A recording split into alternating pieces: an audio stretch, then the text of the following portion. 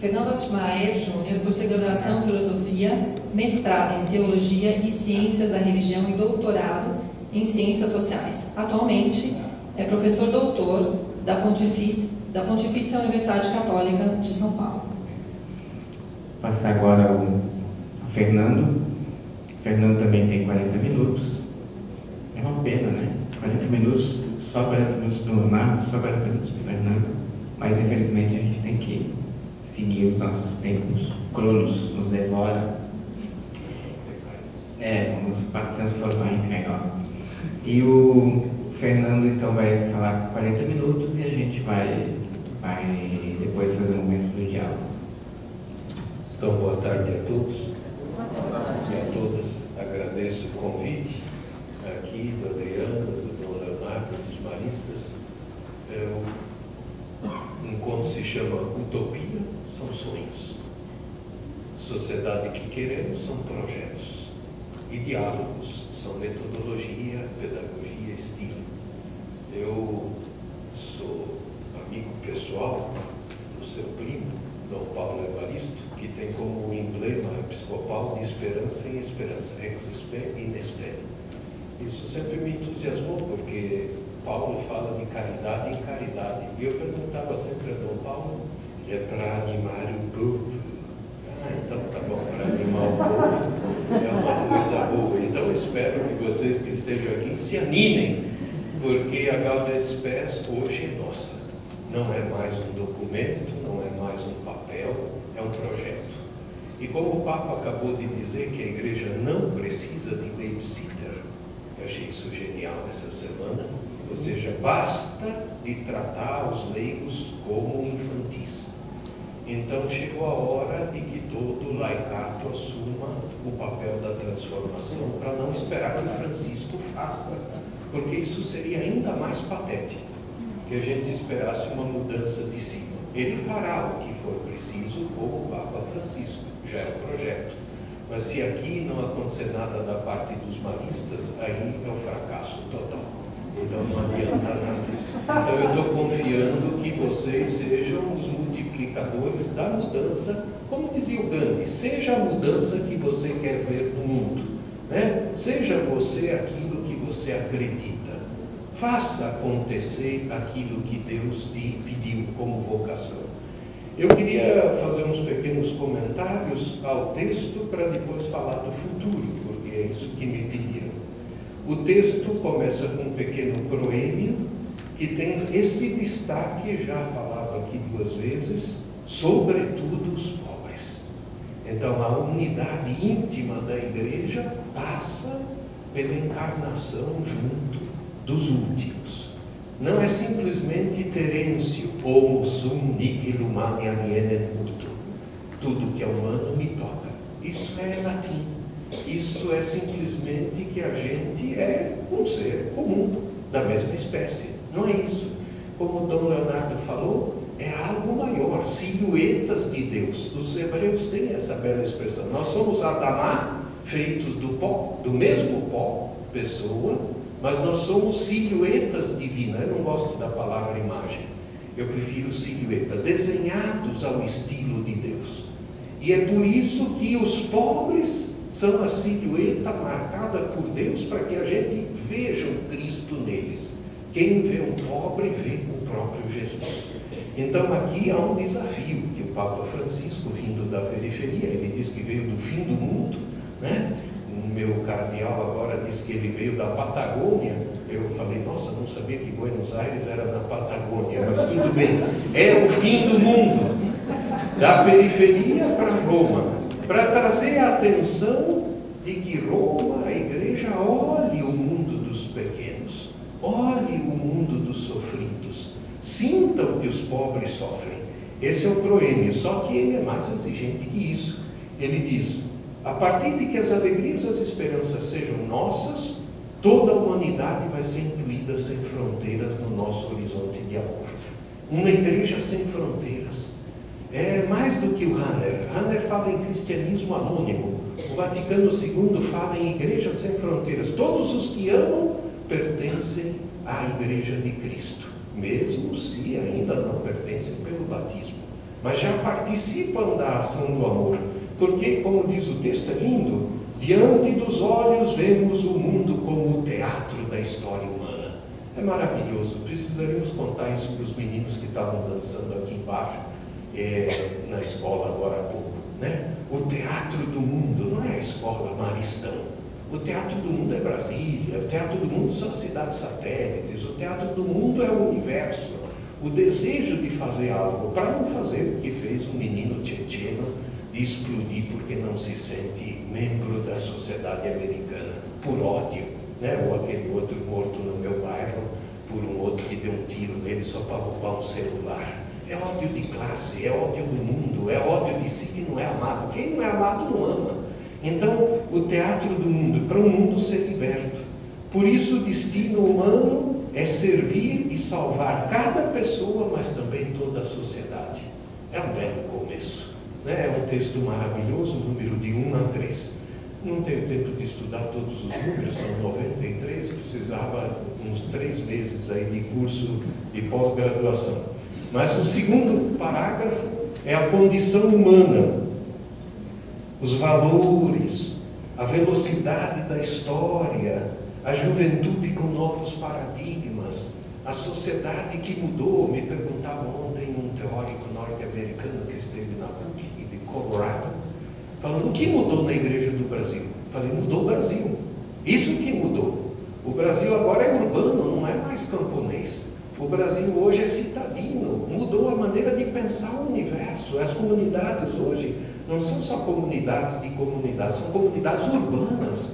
As paróquias têm que rever tudo, todo o linguajar, toda a estrutura, porque se tornou complexo o nosso universo, não é mais segmentado, nem mais como era na roça, estabelecido, rigoroso ou até fraterno.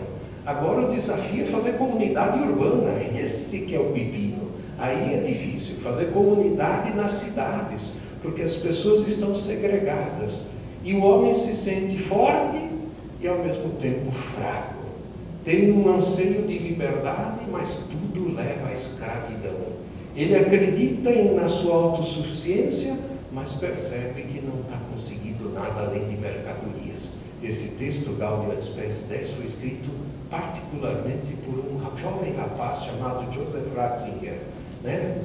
O número 10 e 11 foi o jovem Ratzinger que escreveu: não é possível a arrogância humana chegar ao limite de não perceber que a dinâmica histórica exige um fundamento maior e que a condição humana tem que estar estabelecida em Deus, na liberdade, no amor. Então é um capítulo lindíssimo, o centro é Jesus Cristo, a vida humana exige um compromisso radical de liberdade, mas isso hoje parece complexo e difícil. Qual é a palavra? O senhor usou bem, então, Leonardo. Qual é a palavra que vai tocar o coração das pessoas? Qual é a palavra que vai impedir a gente de ser manipulado ideologicamente? Qual é a palavra que vai lutar contra as injustiças e contra os que matam os pobres, contra os que pisam nos índios, nos negros, nas mulheres, no jovem drogado? Aqui me dizia a irmã que está aqui vendendo livro das Paulinas, aqui na frente das Paulinas, aqui tem tráfico de drogas, céu aberto. Em São Paulo, dentro da PUC, tem esse tráfico de drogas. Né? Virou um pandemônio. Quer dizer, você precisa de uma ação. Mas quem? Júlio Lancelotti, quixotescamente, como único padre no universo? Isso não funciona. Vira mártir rapidamente. Nós precisamos de uma articulação. Dizia Medellín: se o amor não se organizar, a injustiça ganha, porque a injustiça é organizada. Então a condição humana precisa passar por uma nova referência. E a referência é sempre Jesus Cristo encarnado, vivido, assumido. A primeira parte é linda, não há tempo de tratá-la, fala do caráter humano e da igreja como aquela que vai assumir a plenitude do ser humano, homem pleno. Isso não está na cabeça dos católicos. Os católicos continuam, na maior parte das vezes, platônicos, dividindo corpo e alma, antropologia absolutamente ridícula. Né? Os novos movimentos pentecostais, católicos ou protestantes também mantêm isso. Me dizia um rapaz essa semana: Jesus veio salvar o coração humano. Eu falei: não, Jesus veio salvar o universo, não o coração humano. Não, é isso e só. Porque o cristianismo é espiritualidade. Para eles, você não sabe nada de espiritualidade. A espiritualidade é a completude do reino, é a presença de Deus todo e todos. Isso é a carta aos Filipenses, isso é a grande ação do amor de Deus presente em Coríntios, o amor que revela e faz acontecer. Então nós estamos aí precisando fazer um trabalho. Com a juventude também, porque a juventude é mais esquizofrênica que os mais velhos. É um negócio de doido. Né? E de escola católica, então, piorou. Aí a coisa é dramática. Não sei o que há, acho que é uma espécie de vírus influenza que penetra e mantém uma visão equivocada da pessoa humana. Nós não temos corpo, nós somos corporalidade. E o documento diz, atenção, não é corporalidade jogada à traça, nem corporalidade colocada como sinônimo da emergência do super-homem, é corporalidade como lugar de Deus. Então, tampouco a alma como único lugar que a gente tivesse aqui um país espírita como o nosso, o maior país espírita do mundo. Então tem toda essa coisa de trânsito de almas. Nós somos seres animados, a alma é o que nós somos, mas uma alma vivida na pessoa humana. Por isso o documento o tempo todo fala sobre esse enigma humano e pensar que nós somos como Jesus. O texto é lindo, número 22, trabalhar com mãos humanas, pensar com inteligência humana, agir com vontade humana, amar com coração humano. Esse é Jesus. Isso não é uma dicotomia em Cristo. É a presença maior de Deus que se encarna e se torna um de nós para nos fazer chegar à salvação. Então é preciso rever toda a antropologia.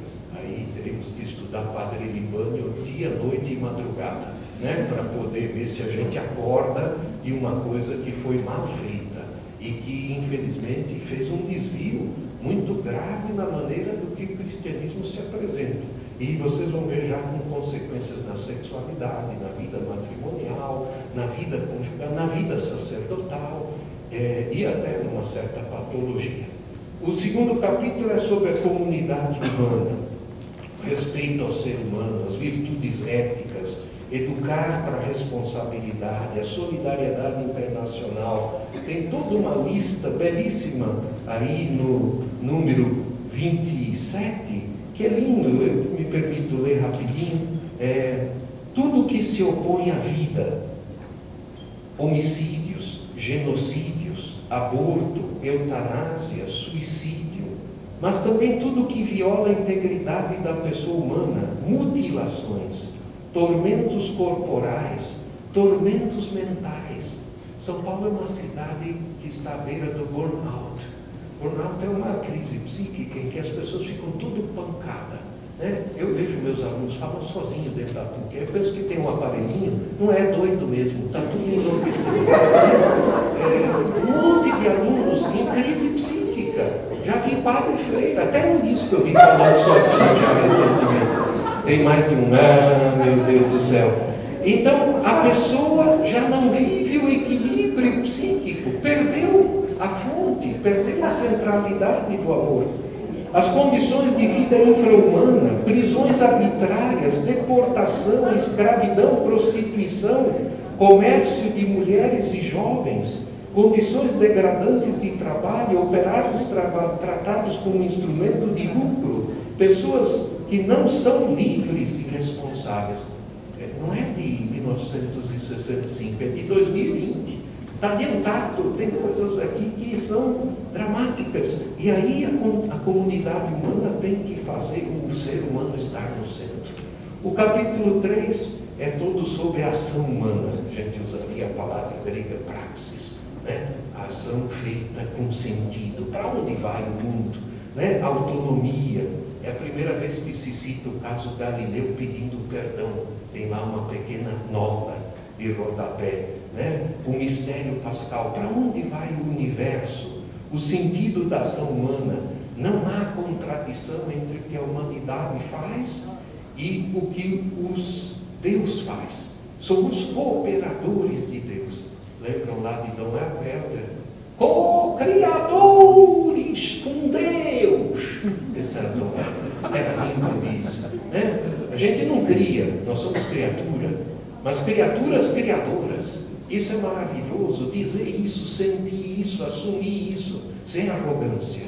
Cooperadores de Deus. O Papa dizia, o Bento, cooperador da verdade. É mais que isso. É cooperador da divinização humana. É cooperador do amor, da justiça, da caridade. Capítulo 4, o papel da igreja no mundo. Diálogo.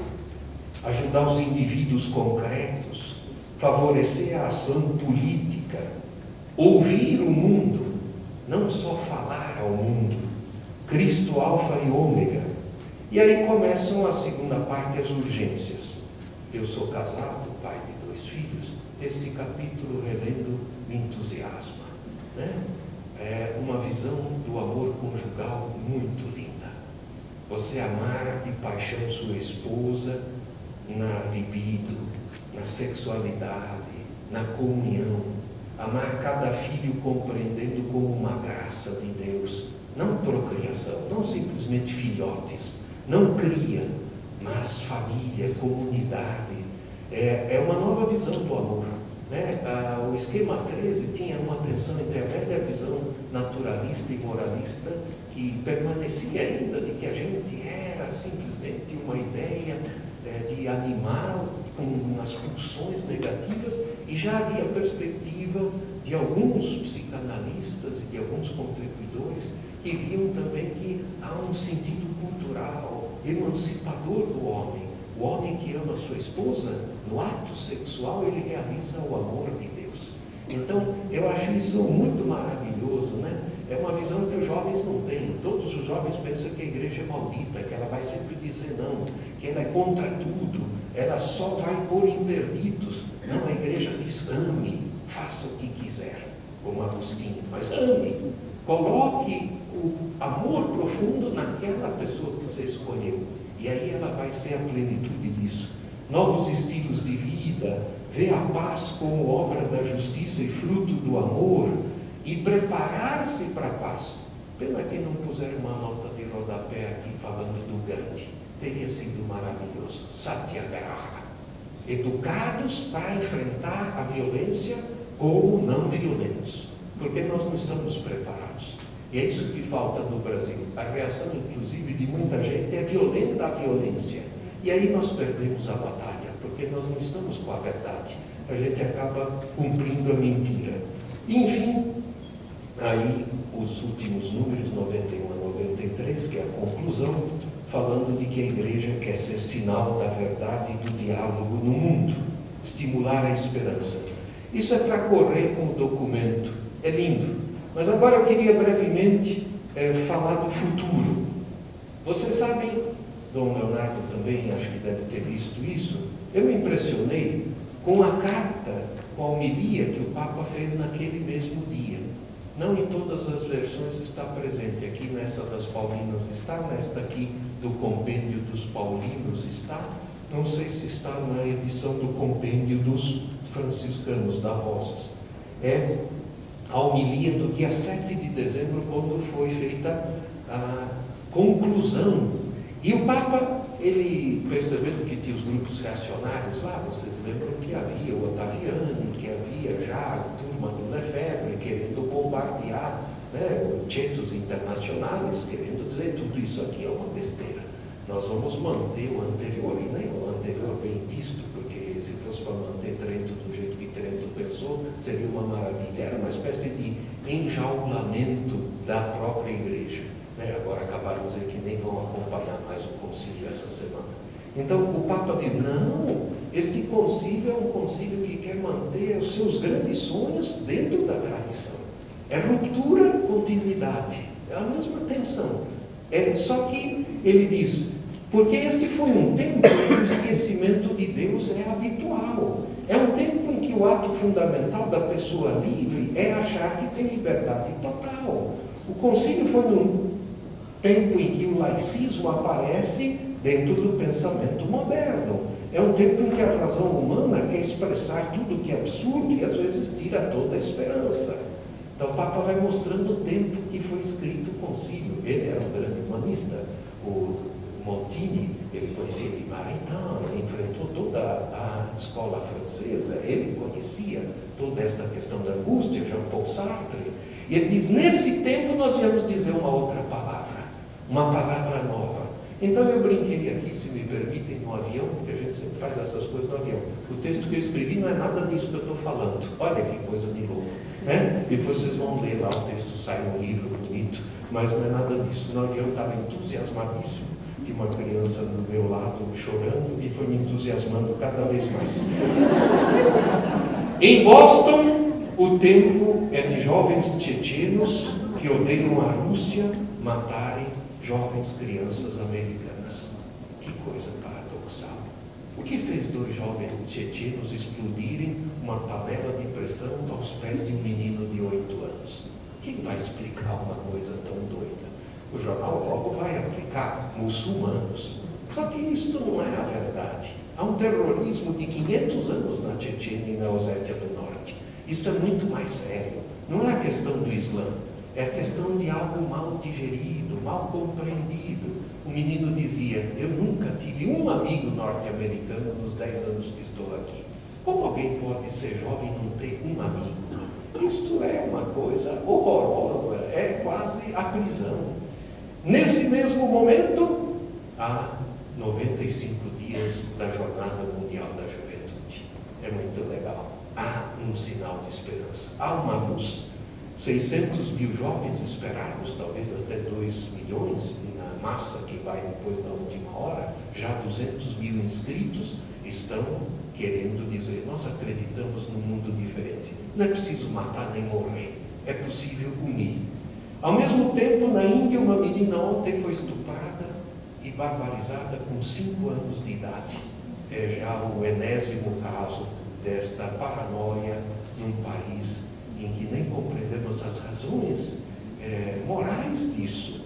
Mas ainda assim, essa criança maltratada nos permite dizer, no Brasil, Zilda Ars Neumann fez acontecer uma revolução em que as crianças não são mais pisoteadas. Isso se chama pastoral da criança, e essa é uma resistência que inclui gente ecumênica de muitas igrejas em favor da vida, da liberdade e do amor às crianças.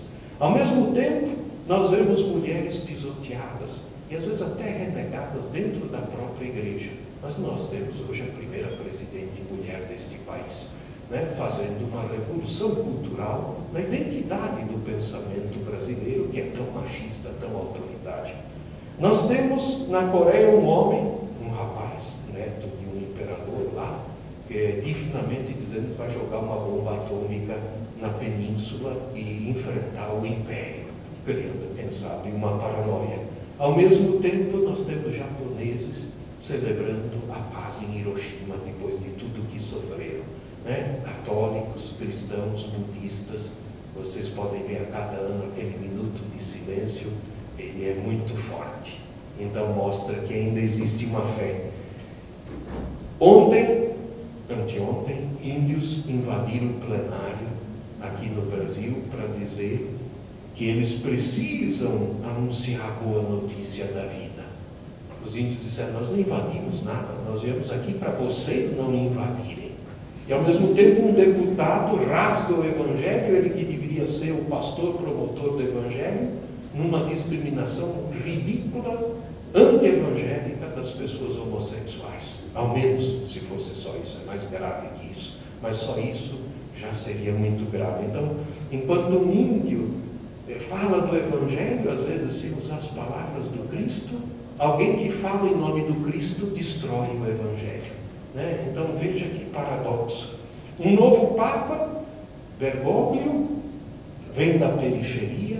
Eu estudei toda a vida dele, é muito interessante. Vai sair um livro no fim do mês que eu organizei sobre o Papa. Renasce a Esperança, vai ser o nome. Francisco Renasce a Esperança. Mostrando que nós precisamos acreditar nesta igreja que segue os passos de Jesus, que usa sapato preto, não precisa usar o prata, que pode beijar, acompanhar as pessoas, não precisa de carro forte. Mas se vão matar o Papa, esse é o sinal do seu testemunho. Afinal, todos os cardeais vestem de vermelho para dizer que está disposto a morrer. Depois vai usar carro à prova de balas. Onde ficou isso? É uma contradição sem tamanho. E todos os mártires.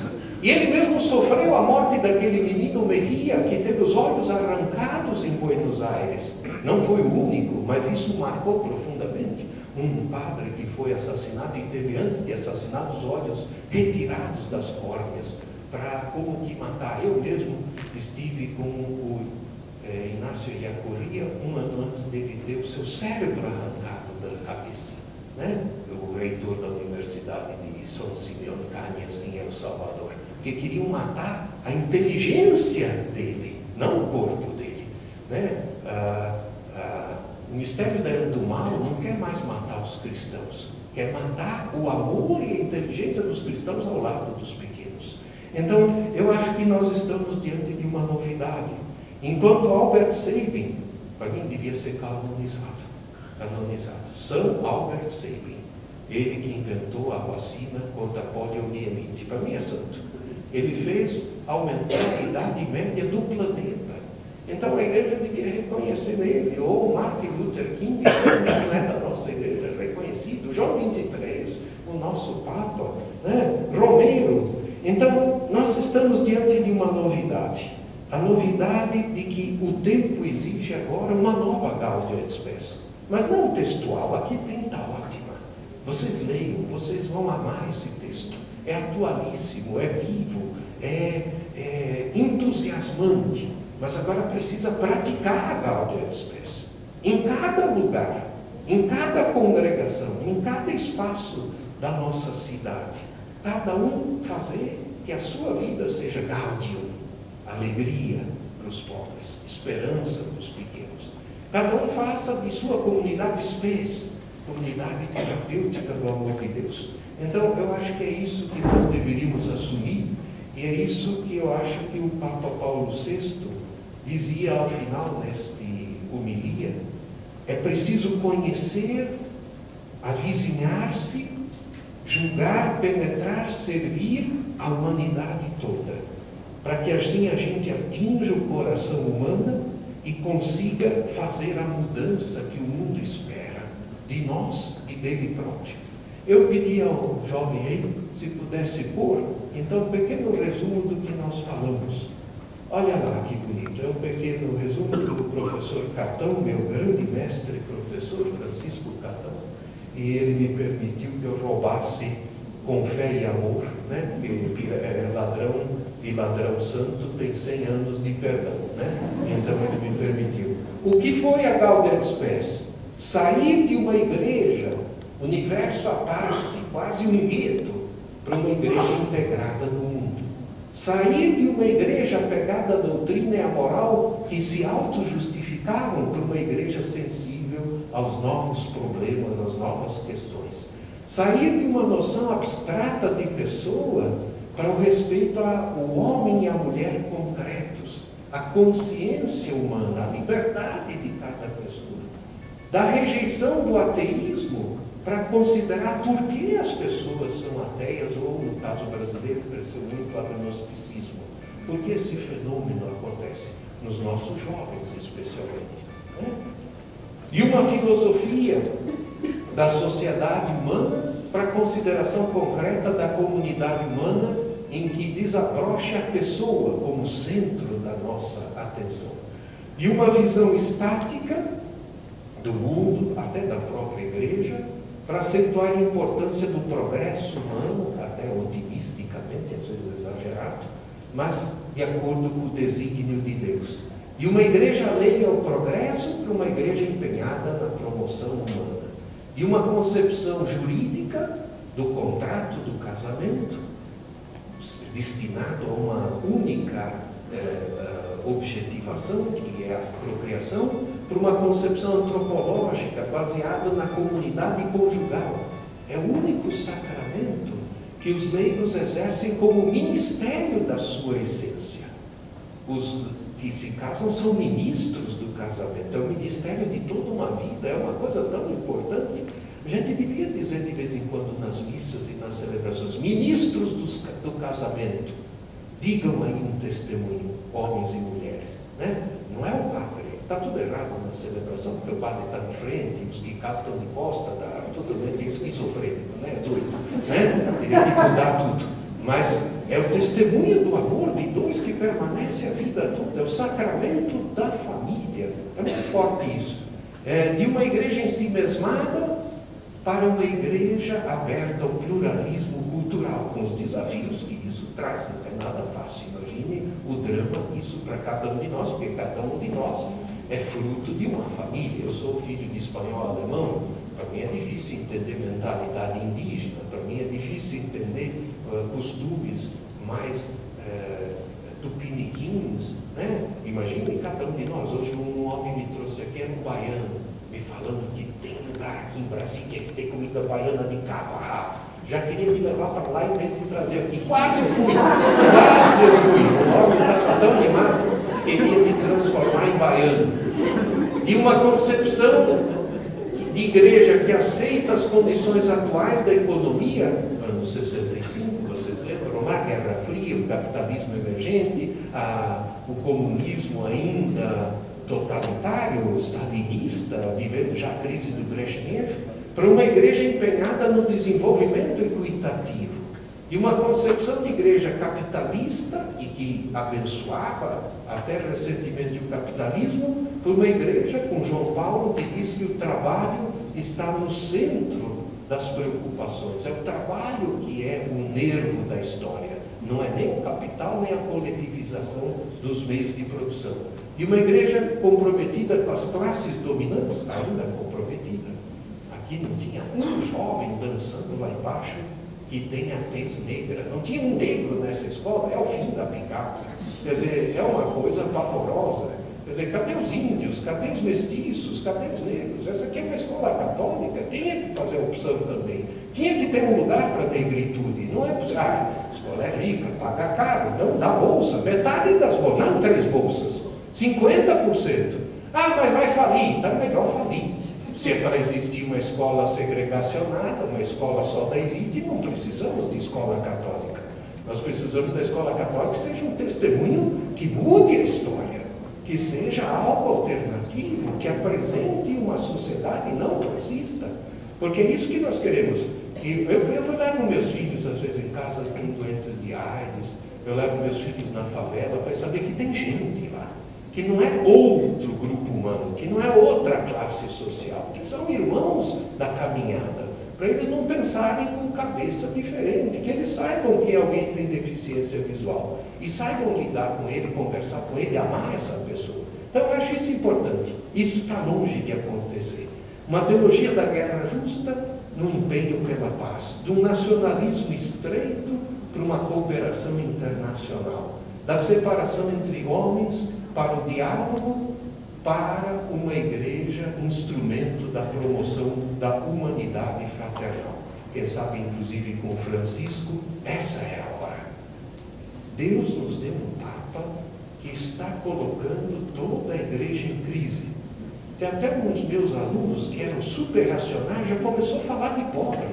Eu estou levando um susto, porque eu estou pensando, opa, aí tem coisa. Já começou a dançar outra música, mas ele nem gostava da música. Né? Eu falei, mas por que você está mudando? Eu vi que por aí não vai. Eu falei, bom, vai ver que quer ser bispo, né? Porque quando começa a mudar de música, também está querendo faturar, aí não dá certo. É preferível que ele fique com a velha música, mas que ele mantenha o compromisso de dizer, por aqui passa o critério do Evangelho. Isso é muito sério. Para mim, como professor acadêmico, para minha família, nós moramos num bairro de classe média alta, lá em Perdizes, perto da PUC, tem compromissos, tem gente na rua, tem catador de papelão, tem um funcionário, tem as pessoas que precisam receber de você o reconhecimento de que elas são pessoa humana. O Betinho era um bom amigo meu, vocês conheceram, Herbert de Souza. Ele dizia, Fernando, democracia começa dizendo bom dia para o porteiro, perguntando o nome da empregada, valorizando o trabalho dos seus companheiros. Democracia não é só um sistema de governo, é um estilo de vida. Então eu acho que é isto que a Gaudium et Spes quis nos trazer. Uma igreja com atitudes diferentes, com um rosto diferente. Uma igreja capaz da metanoia, né, da conversão. A conversão começa pela igreja, não pelos outros. E começa na medida em que a gente seja capaz de construir já entre nós a sociedade que a gente quer ver no mundo.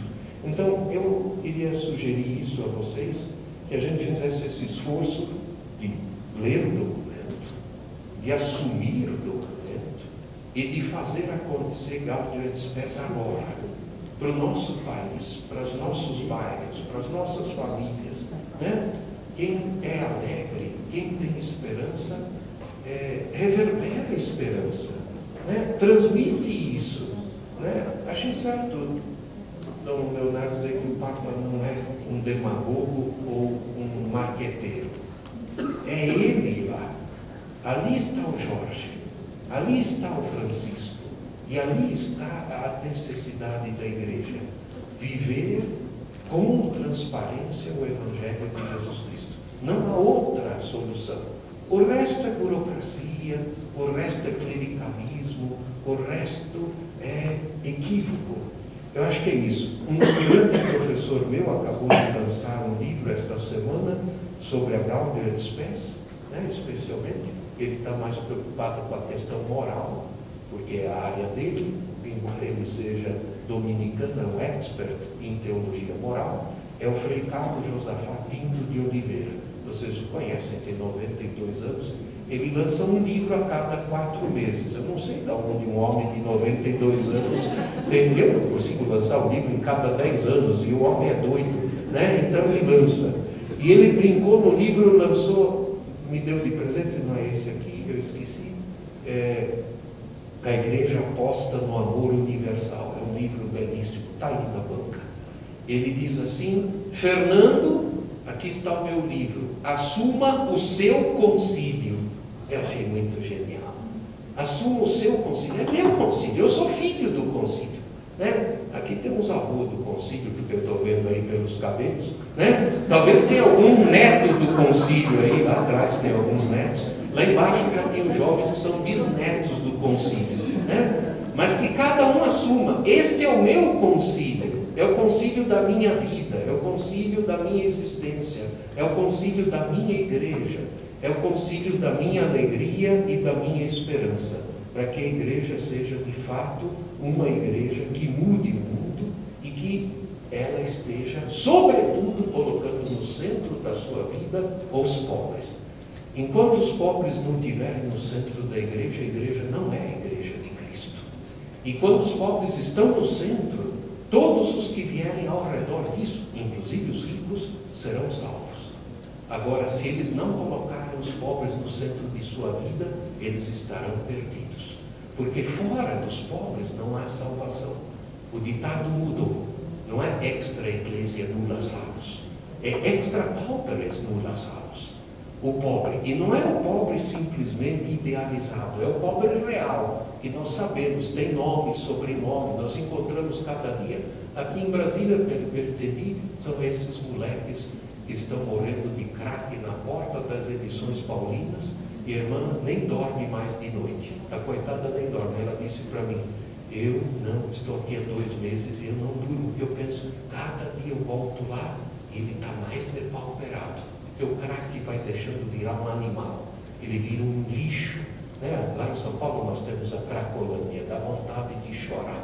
Só que a Cracolândia agora está no Pernambuco, a Cracolândia está em Brasília, a Cracolândia está no Rio de Janeiro. Estes são os pobres. Aí está Cristo chamando.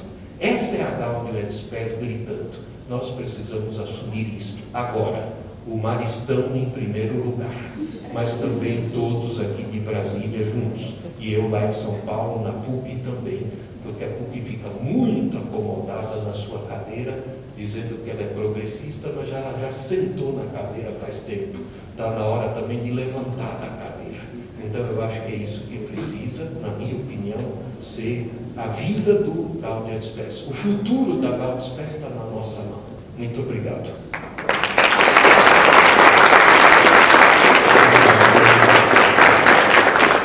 Acho que dá para aproveitar a provocação do Fernando da pós-graduação, né?